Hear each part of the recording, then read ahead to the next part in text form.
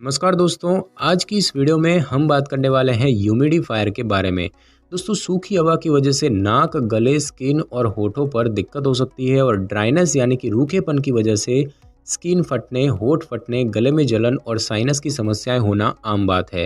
Humidifier एक machine होती है जो कि भाप बनाकर उमस को बढ़ाती है और इससे आपको ये दिक्कतें नहीं होती है। सूखी खांसी, नक्सीर, होठ फटने, जुकाम, रूखे बाल, एक्जिमा, माइग्रेन, ड्राई आइज, छाती में कफ जमने, साइनस, ब्रोंकाइटिस और स्लीप एप्निया में घरेलू उपाय के तौर पर ह्यूमिडिफायर की सलाह दी जाती है। कुछ सर्जरियां जैसे कि ट्रैक्योस्टोमी के बाद भी डॉक्टर ह्यूमिडिफायर की सलाह देते हैं। यदि ह्यूमिडिफायर का ठीक से इस्तेमाल किया जाए तो इससे कफ जमने, क्रेडल कैप और शिशु में जुकाम का बिना किसी दवा के इलाज किया जा सकता है।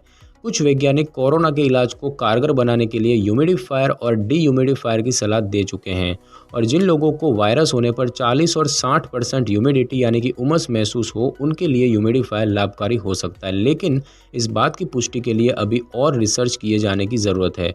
पोर्टेबल ह्यूमिडिफायर की कीमत 300 रुपये से शुरू होकर 1 लाख तक हो सकती है। कई तरह के ह्यूमिडिफायर होते हैं और हर एक के अपने कुछ फ़ायदे और नुकसान हैं। तो आगे हम जानेंगे कि ह्यूमिडिफायर क्यों ज़रूरी है और इसके फ़ायदे और नुकसान क्या होते हैं। दोस्तों, सबसे पहले तो हम जानेंगे ह्यूमिडिफायर को इस्तेमाल करने का सही तरीके के बारे में। दोस्तों, भारत जैसे देशों में उमस बहुत ज़्यादा होती है और इसीलिए यहाँ पर ह्यूमिडिफायर खरीदना फ़ायदे का सौदा है।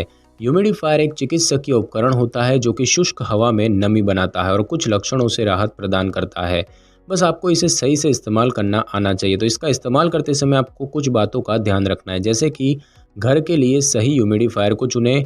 घर की बनावट के हिसाब से ह्यूमिडिफायर लेना ज़रूरी होता है। अगर आपके घर में बच्चे हैं तो आपको स्टीम ह्यूमिडिफायर लेने से बचना चाहिए।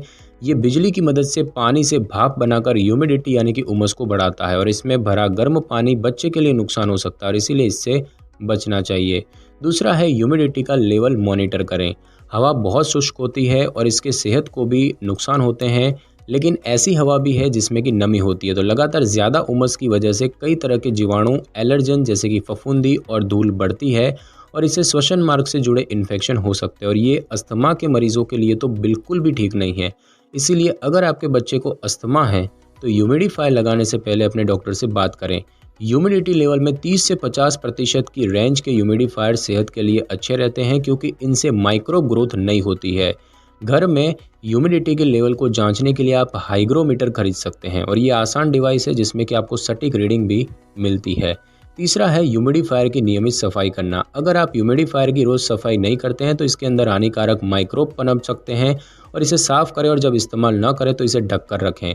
अगर ह्यूमिडिफायर के हिस्सों की ठीक से सफाई न की जाए तो इसके अंदर पनपने वाले माइक्रोब एरोसोलाइज्ड हो सकते हैं। तो जब हम इसमें सांस लेंगे तो ह्यूमिडिफायर फ़ायदे से ज़्यादा नुकसान पहुंचाएगा। कुल मिलाकर ह्यूमिडिफायर आराम देता है और आपको गले में खराश, सूखी खांसी और साइनस से होने वाले सिरदर्द से आराम पाने में मदद कर सकता है, लेकिन आपको इसका सही से इस्तेमाल और नियमित सफाई करनी होगी। तो बात की जाए कि ह्यूमिडिफायर के हेल्थ के लिए या स्वास्थ्य के लिए क्या लाभ होते हैं, तो दोस्तों ह्यूमिडिफायर से ड्राई आइज़, नाक, होठों और स्किन को काफ़ी राहत मिल सकती है। ये साइनस इन्फेक्शन के लक्षणों को भी कम करने में मदद कर सकता है और होठों के सूखने पर होने वाली ब्लीडिंग से भी बचा सकता है। सूखी खांसी, नक्सीर, फटे होठ, जुकाम, रूखे बाल, माइग्रेन, ड्राई आइज, छाती में कफ जमना, साइनस, ब्रोंकाइटिस, स्लीप एप्निया, ट्रैकोस्टोमी से ठीक होने, शिशु में कफ जमने, नवजात शिशु में क्रेडल कैप और शिशु में जुकाम का ये असरदार उपाय है।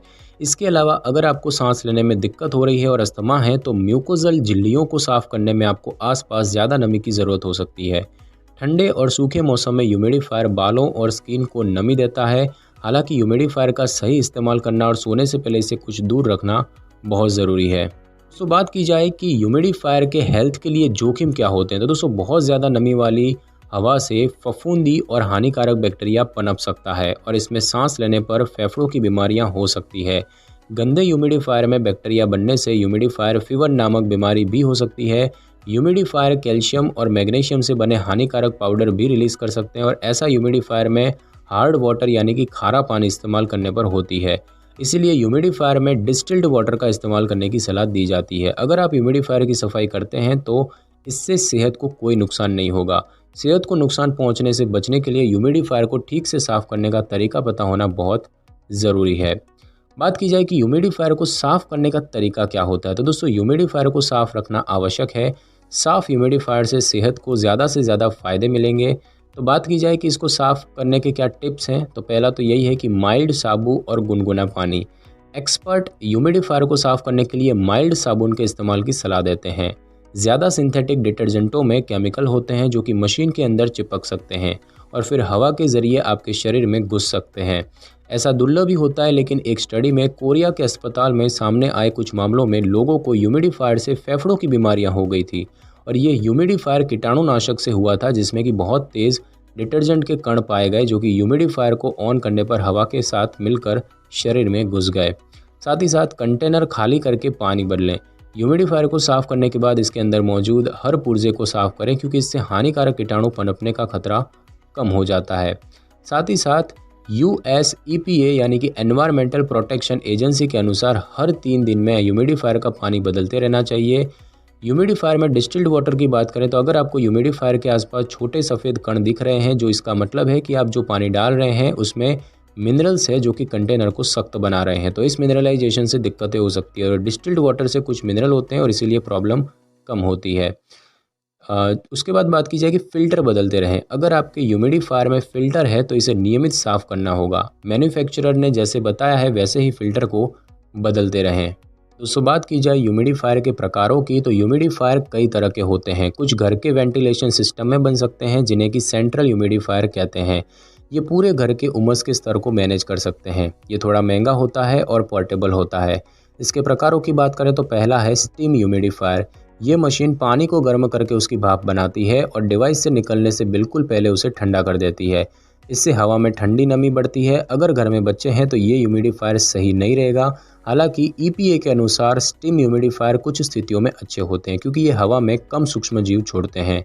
दूसरा है अल्ट्रासोनिक ह्यूमिडिफायर। इसमें अल्ट्रासोनिक ह्यूमिडिफायर पानी से हवा में माइक्रोस्कोपिक ड्रॉपलेट्स यानी कि कण भेजते हैं, जो कि जल्दी से भाप में बदल कर जगह में उमस बना देता है। ये शोर कम करते हैं और रात को इन्हें आराम से चला सकते हैं और इनकी सफाई करना भी आसान होता है। तीसरा है इवेपोरेटिव ह्यूमिडिफायर। तो इसे चलाना बहुत ही आसान है। हवा में मौजूद हवा को पंखा सोख लेता है और फिर वेट मैश में इसमें नमी डालकर इसे बाहर फेंकता है और ये डिवाइस कमरे की हवा का इस्तेमाल करता है। इसकी नियमित सफाई ज़रूरी है। कुल मिलाकर ह्यूमिडिफायर के सभी विकल्प सुरक्षित हैं और हवा में नमी भरते हैं। बस आपको इनकी सफाई और चलाने के तरीके का ध्यान रखना है। तो दोस्तों, आज की इस वीडियो में बस इतना ही। अगर आपको मेरी ये वीडियो और जानकारी अच्छी लगी हो तो वीडियो को लाइक और शेयर कर दीजिए और कमेंट करना बिल्कुल भी ना भूलें। और अगर आप हमारी चैनल पे नए हैं तो चैनल को कर लें सब्सक्राइब और बेल आइकन के बटन को ज़रूर क्लिक कर लें, ताकि मेरी नई वीडियो की नोटिफिकेशन सबसे पहले आपको मिल सके। Thanks for your time.